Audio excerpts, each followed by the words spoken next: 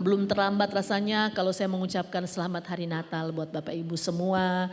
Karena mungkin di hari Natal yang kita sudah lalui minggu yang lalu, saudara, ya banyak yang belum sempat salaman, belum sempat kita saling menyatakan ucapan selamat karena bertepatan dengan menjelang Natal tanggal 23 Desember, ibu atau mami kami ya dipanggil pulang oleh Tuhan ke rumah Bapa yang kekal. Jadi memang suasana Natal jadi sedikit berubah menjadi suasana duka cita begitu. Tapi kami percaya bahwa sekarang Ibu Gembala Senior, Oma Gembala sudah senang. Amin. Sudah bersama-sama dengan Bapa di surga. Dan juga saya mengucapkan selamat tahun baru buat Bapak Ibu Saudara semua.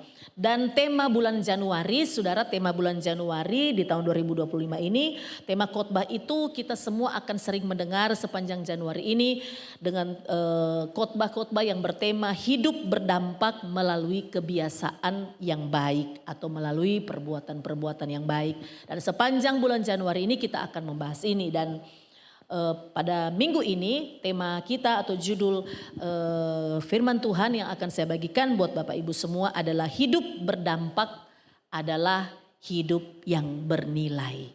Saudara dikasih Tuhan, saya percaya bahwa setiap manusia siapapun saudara, kita semua pasti punya satu keinginan yang sama, punya satu kerinduan yang sama. Kita ingin supaya hidup kita ini berarti, bernilai, berharga, saudara ya. Kita semua kepingin saudara kita ini dihargai, begitu kan. Saya pikir ini tidak berlebihan, semua manusia itu kepingin hidupnya berharga dan kepingin juga kita dihargai orang, begitu. Pasti semua ini semua menjadi kerinduan kita semua, saudara ya. Kalau saudara ketemu dengan seseorang ya, kemudian orang itu sudah tidak kenal tapi dia bilang, saya kenal ibu, aduh ibu selamat hari Natal, kemudian jabat tangan. Pasti saudara merasa senang karena walaupun sudah tidak kenal tetapi ternyata dia mengenal saudara. Ini sebuah penghargaan yang pasti saudara senang menerimanya. Tapi sebaliknya mungkin pada waktu saudara mungkin jabat tangan dengan seorang, saudara sudah senyum-senyum, sudah oh ibu bapak, tapi dia bilang siapa begitu kan. Sudah pasti ada rasa malu begitu kan, merasa tidak dihargai. Nah, jadi saudara dikasih Tuhan, semua kita kepingin hidup yang berharga, semua kita ingin supaya kita mendapatkan hidup yang bernilai. Nah saudara, tetapi kita harus hati-hati karena definisi hidup yang bernilai bagi dunia itu berbeda dengan konsep Alkitab, saudara.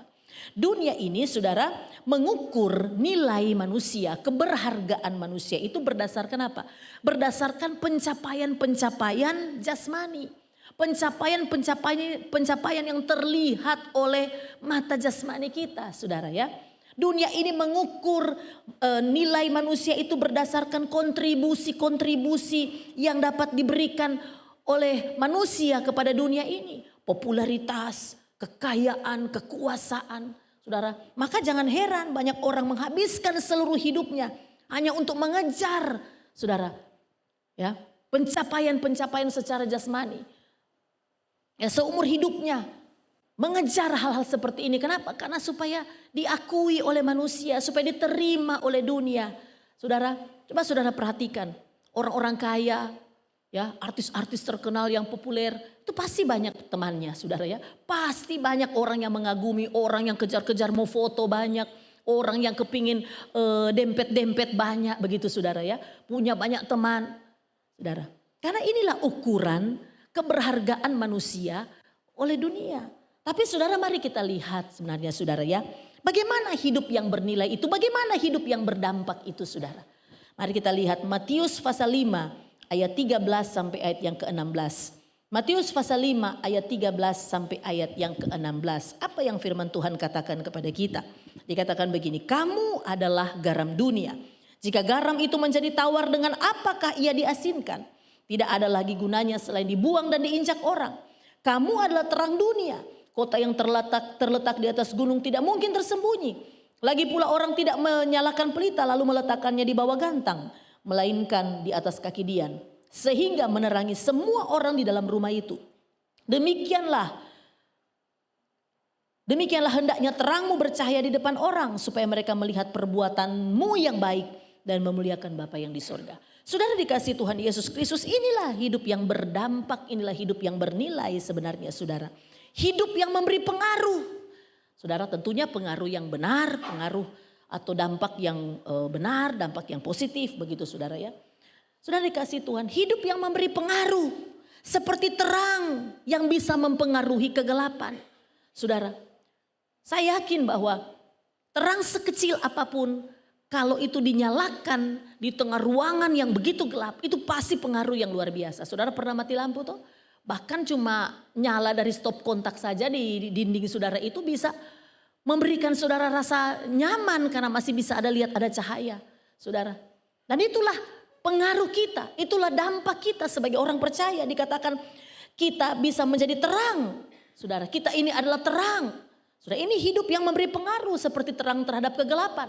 Dan juga hidup yang memberikan cita rasa kasih Kristus bagi dunia. Saudara dikasih Tuhan, ini pengaruh yang luar biasa, ini dampak yang luar biasa. Kita terang dan kita juga ini adalah garam. Nah hari ini saudara, ini ayat pendahuluan kita saudara. Hari ini kita akan merenungkan melalui kebenaran firman Tuhan. Hidup yang berdampak itu hidup yang seperti apa? Hidup yang seperti apa hidup yang berdampak itu? Karena kita dipanggil untuk memberi pengaruh, kita dipanggil untuk memberi cita rasa kepada dunia. Mari kita lihat yang pertama, hidup yang berdampak selalu dimulai dari perubahan hati. Setuju katakan amin. Saudara, hidup yang berdampak itu selalu dimulai dari perubahan hati. Coba kita lihat Roma 12 ayat yang kedua, firman Tuhan katakan. Janganlah kamu menjadi serupa dengan dunia ini, tetapi berubahlah oleh pembaharuan budimu sehingga kamu dapat membedakan manakah kehendak Allah, apa yang baik, yang berkenan kepada Allah dan yang sempurna. Saudara dikasihi Tuhan, hidup yang berdampak tidak dimulai dari upaya diri kita sendiri. Saudara, ya, untuk melakukan sesuatu dalam hidup kita. Sekali lagi, hidup yang berdampak itu tidak dimulai dari upaya kita sendiri untuk melakukan sesuatu yang baik. Tetapi dari hati yang diubahkan. Tanpa hati yang diubahkan maka semua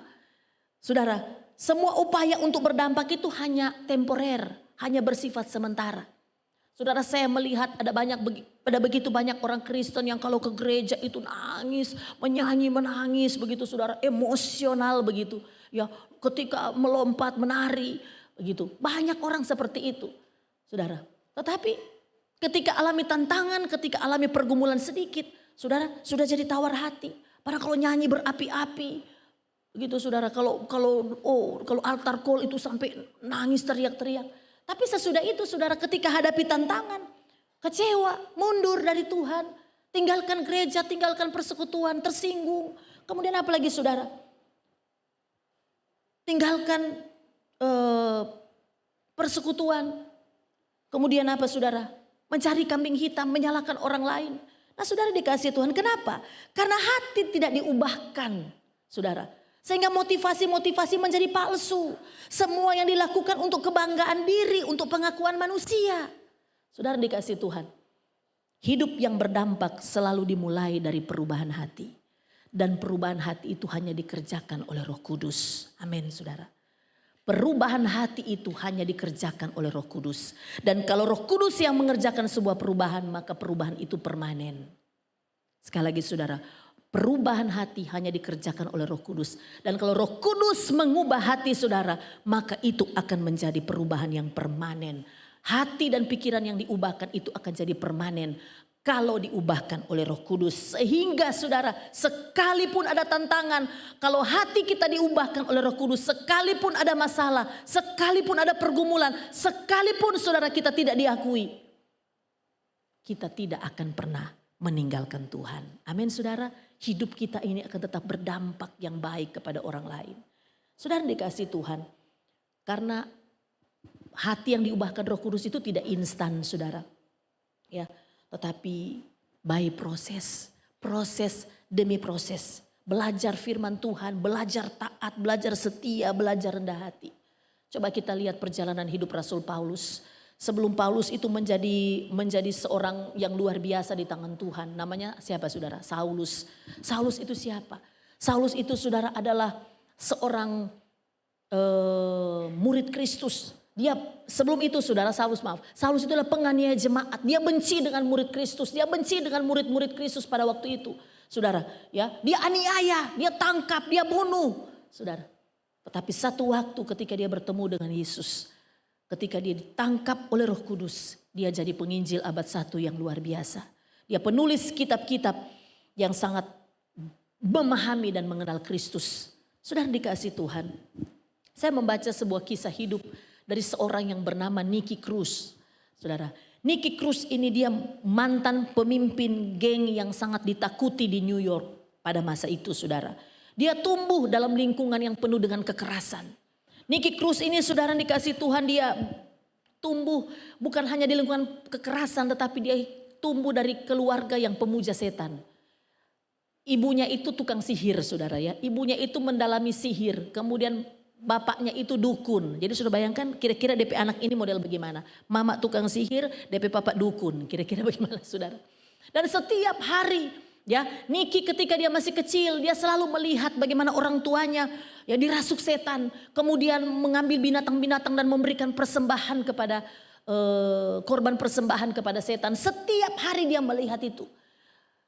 Dan karena hidup di dalam kuasa jahat, saudara, maka kalau ibunya itu kerasukan, maka ibunya akan pukul dia hampir mati, saudara. Dan saudara-saudaranya. Nah, saudara dikasih Tuhan, akhirnya dia tumbuh di jalanan, saudara, sebagai seorang yang sangat kejam. Dia disebut sebagai pemimpin paling biadab, pemimpin geng yang paling biadab pada waktu itu. Dia melakukan banyak penyiksaan. Kalau dia mau bunuh orang, dia siksa dulu luar biasa, saudara. Dan berbagai-bagai kejahatan. Di satu waktu, saudara, dia bertemu dengan seorang pendeta yang bernama David Wickerson. Saudara, David Wickerson ini, saudara, satu waktu dia punya kerinduan untuk datang kepada Nicky. Dan kemudian ketika dia berjumpa dengan Nicky, saudara, apa yang terjadi? Dia dipukuli habis-habisan oleh Nicky. Nicky Cruz itu memukul dia habis-habisan. Karena pendeta itu berkata bahwa Yesus mengasihimu, Nicky. Kemudian dia dipukul luar biasa hampir mati, saudara. Dan pendeta itu dalam keadaan sekarat dipukul hampir mati. Berdoa buat Nicky. Dan akhirnya apa, saudara? Setelah peristiwa itu, satu waktu hatinya itu dijamah oleh Roh Kudus. Ketika hatinya dijamah oleh Roh Kudus, dia mengalami perubahan hati. Dia mengalami perubahan pikiran. Saudara, dia diproses oleh Roh Kudus, dia diproses oleh Tuhan. Sehingga dia menjadi penginjil jalanan yang luar biasa. Menyelamatkan begitu banyak anak-anak muda. Saudara, begitu banyak anak-anak muda jalanan yang ada di jalanan sudah terima Yesus sebagai Tuhan dan Juru Selamat. Saudara, saya mau katakan begini. Hanya hati yang diserahkan kepada Tuhan yang akan dijamah oleh Roh Kudus. Tanpa pekerjaan Roh Kudus, semua perubahan hidup kita itu adalah palsu. Dan satu waktu ujian hidup akan menyatakan perbedaannya. Mana yang benar-benar ya mengalami perubahan karena karya Roh Kudus dan mana yang hanya karena upaya kita sendiri menjadi orang baik. Saudara, menjadi orang baik dengan upaya kita sendiri itu tidak akan pernah berhasil. Satu waktu saudara alami tantangan, saudara pasti akan tinggalkan Tuhan. Satu waktu saudara alami pergumulan masalah, saudara pasti akan kecewa dengan Tuhan. Tapi kalau hidup saudara, hati saudara diubahkan oleh Roh Kudus, itu jadi permanen, saudara. Tantangan sebesar apapun yang saudara hadapi, saudara akan tetap berdampak kepada orang lain. Saudara akan tetap berdampak kepada gereja. Saudara akan tetap berdampak yang baik kepada orang-orang di sekitar saudara. Sekalipun saudara pun mengalami tekanan pergumulan dalam hidup ini. Mengapa saudara perubahan hati itu penting? Mengapa perubahan hati itu penting? Mari kita lihat Amsal pasal 4 ayat 23. Saya akan bacakan dalam terjemahan bahasa Indonesia masa kini. Firman Tuhan berkata, jagalah hatimu baik-baik. Sebab hatimu menentukan jalan hidupmu. Sekali lagi, jagalah hatimu baik-baik. Sebab hatimu menentukan jalan hidupmu. Saudara dikasih Tuhan, dalam hati, saudara, hati ini bukan seperti pernah Pak Gembala sampaikan, Pak Peter sampaikan, bukan hati liver, saudara ya. Yang biasa orang bilang sakit liver, oh sakit hatinya, begitu. Bukan begitu, saudara ya. Hati di sini, yang dimaksud dengan hati sini, hati yang di dalamnya ada pikiran, perasaan, dan tindakan-tindakan. Menghasilkan tindakan-tindakan. Jiwa itu sebenarnya hati. Saudara dikasih Tuhan. Jadi dalam hati ini kan ada pikiran, perasaan untuk melakukan sebuah tindakan, sebuah kehendak. Jika hati kita ini diurus oleh Roh Kudus. Kalau saudara serahkan hati saudara untuk diurus oleh Roh Kudus. Untuk dijamah, diubahkan oleh Roh Kudus. Maka semua pikiran kita, perasaan kita, kehendak-kehendak kita itu akan dituntun dalam segala kebenaran. Amin, saudara. Akan dituntun pada kebenaran. Diarahkan pada kemuliaan Allah sehingga setiap hasrat kita, Setiap hasrat kita itu akan apa saudara? Hasrat kita itu selalu mau jadi berkat. Begitu. Hasrat kita ini, hasrat atau kerinduan kita ini selalu mau jadi saksi. Selalu mau jadi berkat. Bagi keluarga kita, bagi teman-teman kita, bagi orang-orang di sekitar kita. Saudara, ceknya gampang saudara. Kalau saudara benar-benar dirubahkan oleh Roh Kudus, hasrat hati saudara itu pasti selalu saudara ingin menjadi berkat gitu. Sekalipun saudara dalam masalah yang berat. Tapi kalau kecenderungan hati kita, hasrat atau keinginan, kerinduan kita itu selalu mau jahat. Berarti saudara, itu cuma upaya kita sendiri. Perubahan hati kita itu karena upaya diri kita sendiri. Saudara, coba tes kerinduan kita ini bagaimana dalam hati. Apa yang selalu kita inginkan dalam hidup ini. Saudara, saya katakan tadi ibadah sore, dalam perjalanan hidup saya sebenarnya punya banyak alasan untuk membenci. Saya punya banyak kejadian di mana saya merasa sangat sakit hati dengan beberapa orang begitu saudara dalam hidup saya. Tapi anehnya saya tidak bisa benci. Saudara, beberapa hari yang lalu saya cerita sama Ibu Gembala, beberapa kakak beradik kita catat. Kita tidak bisa membenci begitu saudara. Walaupun marah iya, marah kan bisa. Tuhan Yesus juga pernah marah dengan orang-orang yang berdagang di bait Allah. Berarti itu sebuah emosi yang kudus begitu. Kalau marah karena mungkin kok dia begitu ya, kok dia begini. Boleh kita marah. Kalau orang tua sudah marah dengan anak-anak saudara yang mungkin tidak ke gereja, yang mungkin melakukan itu itu marah yang kudus, itu marah yang biasa begitu saudara. Tapi saudara dikasih Tuhan, kalau untuk membenci kita tidak punya hasrat. Saya tidak punya hasrat untuk membenci. Saudara tidak bisa saya pingin mau benci begitu. Saya juga suka begitu saudara. Mau benci begitu. Tidak bisa saudara, kenapa? Roh Kudus mengubahkan pasti permanen. Amin saudara, pasti permanen. Sehingga kita tidak mungkin bisa jahatin orang. Orang bikin jahat orang itu biasa, itu bisa saja. Tapi kita mau bikin jahat orang itu tidak mungkin. Selalu diingatkan oleh Roh Kudus. Bukan berarti kita tidak bisa berdosa, tidak salah, sering juga salah saudara. Tapi selalu Roh Kudus ingatkan, salah, kamu berdosa. Jadi tidak ada hasrat, tidak ada keinginan untuk membenci saudara. Itulah sebabnya dikatakan kalau kita jaga hati kita baik-baik, maka itu akan menentukan jalan hidup kita. Sehingga saudara, apa yang kita keluar dari hidup kita ini adalah apa saudara? Dampak yang baik untuk orang-orang di sekitar kita. Hidup yang berdampak itu adalah hidup yang selalu dimulai dari perubahan hati. Yang kedua, hidup yang berdampak itu adalah hidup yang melayani sesama. Hidup yang berdampak itu adalah hidup yang melayani. Saudara dikasih Tuhan, Markus 10 ayat yang ke-45 firman Tuhan katakan, Markus 10 ayat 45. Karena anak manusia juga datang bukan untuk dilayani, melainkan untuk melayani dan untuk memberikan nyawanya menjadi tebusan bagi banyak orang. Saudara dikasih Tuhan, mengapa pelayanan kepada sesama bisa menjadi tanda bahwa hidup kita ini berdampak? Karena begini saudara, karena kasih sejati itu selalu diwujudkan lewat tindakan. Saudara bisa bilang saya mengasihi Tuhan kalau saudara tidak pernah bertindak untuk cari Tuhan, untuk datang beribadah, untuk berdoa, baca firman Tuhan, tidak mungkin saudara. Saudara tidak bisa berkata kepada suami, istri atau pacar saudara, saya mencintaimu. Ya, kalau saudara tidak bisa buktikan cinta saudara dalam tindakan hidup setiap hari. Jadi saudara dikasih Tuhan, pelayanan kepada sesama itu menjadi tanda bahwa hidup kita ini berdampak. Karena apa? Karena kasih itu selalu diwujudkan dalam tindakan. Yesus Kristus memberi teladan bagi kita. Firman Tuhan katakan dia datang bukan untuk dilayani, tetapi untuk melayani. Melayani siapa? Melayani orang-orang berdosa. Saudara, dia memberi makan yang lapar. Saudara, dia menyembuhkan yang sakit. Bahkan dia membasuh kaki murid-muridnya. Dan dikasih Tuhan, Yesus memberi pelajaran bagi kita bahwa pelayanan bukan tugas, pelayanan bukan jadwal, tetapi pelayanan adalah ekspresi kasih yang tulus. Sekali lagi saudara, pelayanan itu bukan jadwal. Oh saya jadwal pelayanan di sini, bukan. Pelayanan itu bukan cuma sekedar tugas, tapi pelayanan itu adalah ekspresi kasih yang tulus. Semua yang melayani Tuhan, yang melayani ya di bidang apapun dalam gereja ini, saudara harus mengerti ini. Bahwa melayani itu bukan tugas, bukan jadwal. Kalau jadwal, saudara, pelayanan itu cuma sekedar jadwal, saudara bisa melayani tanpa saudara mengasihi. Saudara bisa WL, saudara bisa main musik, main tamborin dan sebagainya, penerima tamu segala macam saudara. Saudara bisa hanya lakukan kenapa? Karena jadwal. Jadi hati saudara tidak beres pun saudara bisa lakukan. Tapi pelayanan tidak begitu. Pelayanan itu adalah ekspresi kasih yang tulus. Mengapa kita harus melayani sesama? Mengapa kita harus melayani sesama? Karena melayani sesama adalah perbuatan baik yang akan menyertai kita sampai pada kekekalan. Saudara, pelayanan itu adalah sebuah perbuatan-perbuatan baik. Dan perbuatan-perbuatan baik itu akan kita bawa sampai kepada kekekalan. Coba kita lihat saudara, saya akan bacakan kitab Wahyu pasal 14 ayat 13 dalam terjemahan firman Allah yang hidup. Firman Tuhan katakan demikian.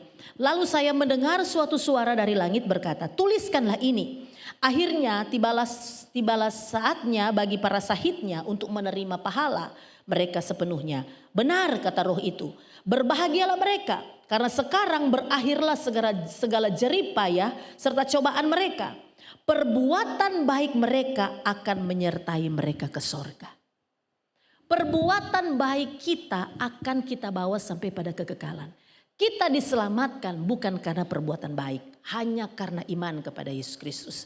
Tetapi orang yang sudah diselamatkan pasti berbuat baik. Dan semua perbuatan baik yang kita lakukan di dalam Kristus akan kita bawa dalam kekekalan. Semua itu akan kita bawa sampai ke sorga. Jadi jangan sudah pikir bahwa kalau ketika sudah berbuat baik Tuhan tidak perhitungkan, itu akan kita bawa sampai pada kekekalan. Sudah dikasih Tuhan, saya mau katakan begini bahwa di satu waktu akan terjadi. Bahwa Yesus Kristus itu pasti akan menghukum orang jahat yang menolak menyembah Dia, yang menolak untuk percaya kepadanya. Tapi bukan hanya itu saja saudara. Bahwa ketika Dia datang sebagai hakim yang adil, Dia juga akan menghakimi orang-orang yang menyebut dirinya Kristen. Setiap kita yang menyebut diri Kristen, satu waktu semua kita juga akan dihakimi saudara. Dan Yesus Kristus akan menyatakan mana yang benar-benar hamba yang sejati dan mana yang mengaku hamba tapi tidak bisa membuktikan.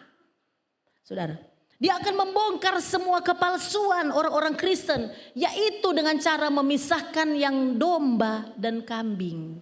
Itu ada di dalam Matius pasal 25 ayat 31 sampai ayat yang ke-46. Domba itu adalah orang-orang Kristen yang original, orang Kristen yang sungguh-sungguh menyerahkan hatinya, diubahkan oleh Tuhan. Sementara yang kambing adalah orang-orang Kristen yang disebutkan di dalam Matius 7 ayat 23. Mereka adalah pembuat kejahatan. Agamanya Kristen tapi pembuat kejahatan. Mereka lah yang berseru-seru kepada Tuhan, Tuhan aku sudah mau melakukan ini, aku sudah mengusir setan, aku sudah bernubuat segala macam. Tuhan bilang apa? Aku tidak pernah mengenal engkau. Enyahlah engkau karena engkau pembuat kejahatan. Itulah kambing, saudara. Tapi domba adalah orang-orang Kristen yang sungguh-sungguh menyerahkan hatinya, diubahkan oleh Tuhan. Orang-orang yang melayani sesamanya. Saudara dikasih Tuhan, apakah tanda utamanya bahwa kita ini adalah orang Kristen sejati? Saudara, tanda bahwa kita orang Kristen sejati bukan pemahaman teologis kita yang mumpuni, yang mantap begitu. Oh, kalau sudah dengar ada orang khotbah yang sekarang kan banyak sekali pendeta Graham begitu, Pastor Graham, bukan selebgram tapi Pastor Graham, banyak sekali saudara. Khotbahnya bagus-bagus, saudara, bagus-bagus. Saudara, tapi itu tidak menentukan bahwa dia memiliki iman yang sejati. Saudara, orang-orang yang terlihat melakukan banyak sekali mujizat-mujizat, banyak sekali pengikut-pengikut. Belum tentu bahwa dia itu adalah orang-orang yang di hadapan Tuhan memiliki iman yang sejati. Sudah dikasih Tuhan. Tanda bahwa seorang memiliki iman yang sejati atau adalah orang Kristen sejati adalah mereka melayani sesama dengan ketulusan. Kenapa? Karena Yesus berkata, ketika aku lapar kamu memberi aku makan. Ketika aku haus kamu memberi aku minum. Ketika aku dalam penjara kamu mengunjungi aku. Ketika aku telanjang kamu memberi aku pakaian. Ketika aku sakit kamu melawat aku. Saudara. Kemudian orang-orang itu berkata, kapan kami melihat bahwa engkau lapar dan kami beri makan, engkau haus dan kami beri minum, engkau telanjang kami memberikan engkau pakaian, dan ketika engkau sakit kami melawat engkau, ketika engkau di penjara kami mengunjungi engkau. Kapan kami lihat dan kapan kami lakukan itu semua? Maka Yesus menjelaskan tentang arti sesama kepada kita. bahwa apa yang kamu lakukan kepada orang yang paling hina ini, engkau melakukannya untuk aku. Amin saudara. Itulah artinya sesama. Melayani sesama itu artinya kita melayani orang-orang yang sebenarnya tidak layak untuk kita layani, tidak layak untuk kita kasihi. Saudara, apa untungnya kita bantu orang yang membutuhkan pertolongan? Mungkin kita malah rugi. Tapi Yesus berkata, engkau melayani orang yang mungkin sudah merugikan, orang yang tidak bermanfaat bagimu, orang yang mungkin sudah menipu saudara, orang-orang yang tidak layak untuk dikasihi. Saudara yang dikasihi Tuhan. Itulah arti melayani sesama. Karena itu yang Yesus jelaskan. Orang-orang yang ada duduk di kelompok domba, mereka melakukan untuk orang yang paling hina. Saudara yang dikasihi Tuhan Yesus Kristus, ada sebuah cerita tentang seorang wanita bernama Corrie ten Boom. Saudara, dia adalah wanita Kristen yang memiliki hidup yang sangat berdampak bagi sebuah pelayanan terhadap sesamanya. Saudara, dia adalah orang Belanda yang selama Perang Dunia Kedua, saudara, dia mengambil resiko tertinggi dalam hidupnya. Dia menyembunyikan orang-orang Yahudi di rumahnya, memberi makan mereka karena mereka dicari untuk dibunuh oleh tentara Nazi. Saudara, dia sembunyikan, dia beri makan. Ya, ini resiko yang sangat besar pada waktu itu. Saudara, dan pada akhirnya Corrie dan keluarganya ini tertangkap, saudara. Karena akhirnya ada yang tahu bahwa mereka menyembunyikan dan memelihara orang-orang Yahudi yang bersembunyi, yang karena dikejar-kejar untuk dibunuh. Saudara, dan meskipun mereka mengalami penderitaan yang luar biasa di dalam kamp konsentrasi karena mereka ditangkap dan dibawa ke kamp konsentrasi waktu itu. Saudara, tetapi saudara kasih Tuhan, mereka tetap melayani orang-orang yang dalam tahanan. Papanya meninggal, kakaknya meninggal, tinggal Corrie sendiri dan dia tetap melayani saudara. Dia tetap bagi firman Tuhan, dia tetap doakan mereka sekalipun sama-sama lagi menderita di dalam kamp konsentrasi. Saudara dikasih Tuhan, dan begitu banyak orang-orang Yahudi pada waktu itu dieksekusi. Dan ketika mereka dieksekusi di kamar gas, mereka semua sudah menerima Yesus sebagai Tuhan dan Juru Selamat. Karena apa? Karena Corrie ten Boom menyerahkan hidupnya kepada orang-orang yang sebenarnya tidak layak. Corrie ten Boom ini bukan orang Yahudi saudara. Dia orang Belanda tetapi menyerahkan hidupnya untuk orang-orang yang hina. Yang dipandang hina pada masa itu. Saudara, dan pelayanan Corrie ten Boom sampai sekarang itu menginspirasi banyak orang-orang Yahudi. Dia dihargai. Saudara, orang-orang Yahudi sangat menghargai wanita ini. Saya mau katakan ketika kita melayani, ketika kita mengasihi orang-orang yang mungkin tidak layak untuk kita kasihi. Karena mungkin orang-orang itu bukan keluarga kita. Orang-orang itu bukan orang-orang yang bisa membalas jasa-jasa kita. Orang-orang itu mungkin bukan orang yang bisa bermanfaat bagi kita. Orang-orang yang mungkin telah merugikan kita atau orang yang tidak punya pengaruh apapun untuk kita.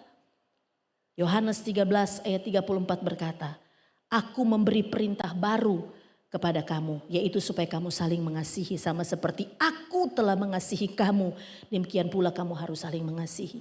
Saudara dikasih Tuhan, Yesus berkata mengasihilah seperti Kristus mengasihi kita. Bukan lagi hanya sekedar mengasihi seperti kita mengasihi diri kita sendiri, tapi mengasihi seperti Kristus mengasihi kita.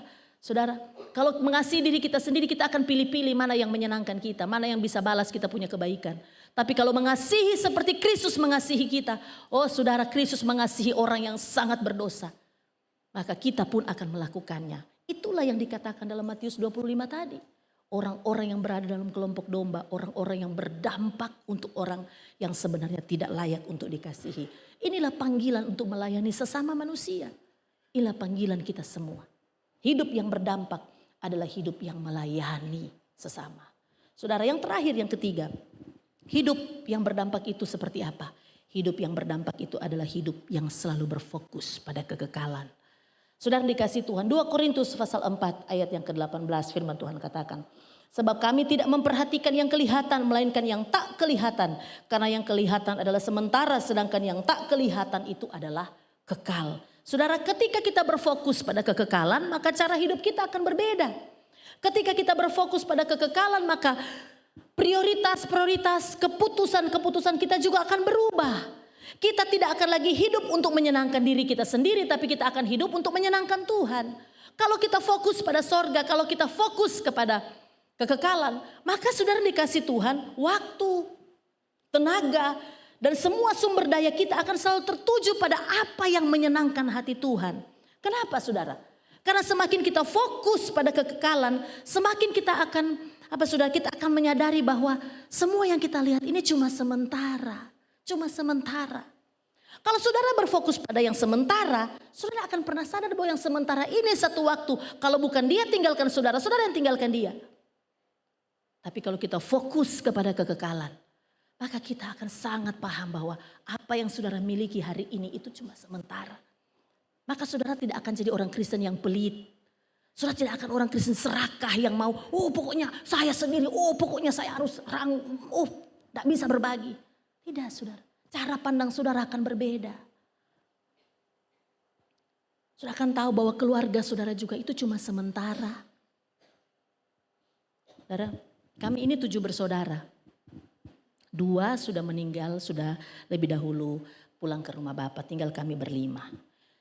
Cuma 5, sisa 5 saudara, itu pun kita jarang ketemu begitu saudara ya. Saya dan gembala saudara walaupun sama-sama ada di Palu, kita juga enggak tiap hari ketemu saudara. Paling ketemu cuma hari Kamis ke doa malam, pas ada ibadah raya, sesekali lah mungkin kita ketemu di rumah. Tapi tidak setiap hari, biasanya bahkan seperti kalau misalnya yang lalu tidak ada ibadah doa malam, saudara yang mendekati yang di bulan Desember itu kan kita jadi jarang ketemu kecuali ada acara di gereja begitu. Saya dan kakak saya yang biasa orang bilang Ibu Utis atau Omak Manis itu tinggal sama-sama di lingkungan gereja ini. Saya di atas, dia di belakang, tapi kita bisa enggak ketemu berhari-hari. Gitu, saudara. Bisa enggak ketemu berhari-hari. Saudara.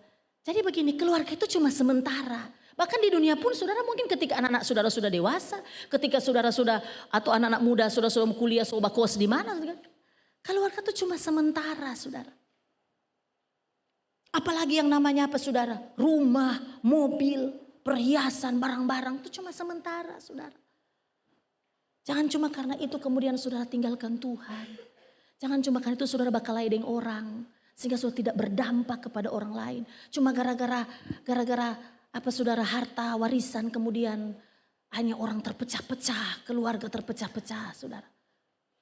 Dan kita tidak menjadi berkat, kita tidak berdampak yang baik kepada banyak orang.